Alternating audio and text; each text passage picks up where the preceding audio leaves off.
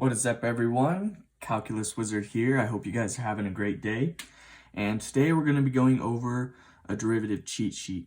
So you guys can copy this cheat sheet down and use it to study for your upcoming tests. So on our left-hand sides, we're going to have our functions. And then our right-hand side, we're going to have its derivative. First, we're going to start with a, which is just any number. This can be 2, 3, 100, 5 million, whatever. That derivative is just going to be 0. Okay. Next, we're going to go to x of some power n. We're going to use the power rule on this, and that's going to be n times x to the n minus 1. Again, that's just the power rule. Next, we're going to go into some a to the power of x, and a is just a number, any number you want. The derivative of that is going to be a to the x, ln a. And our next example is going to be e to the x, kind of similar to our a of x, but because ln of e is just 1, the derivative of this is just going to be e to the x. We're going to get into some trig functions now. Sine of x, the derivative of that is going to be cosine of x.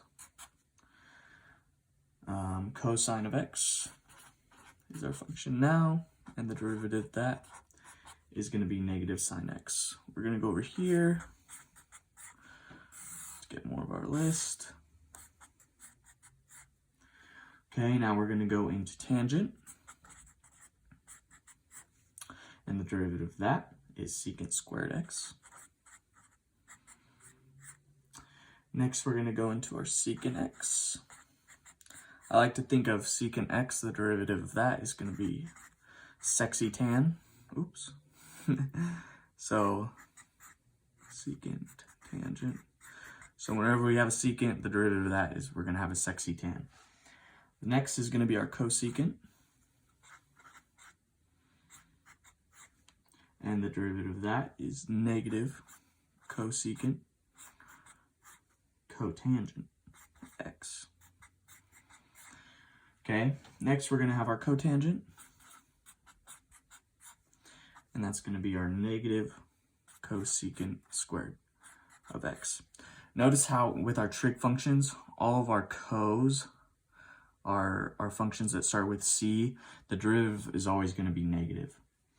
Next, we're going to get into our arcsine, or our sine inverse of x.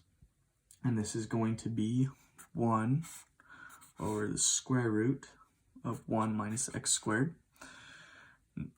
We're going to go do our cosine inverse, our arc cosine. And this is just similar to the inverse of sine, except that it's negative.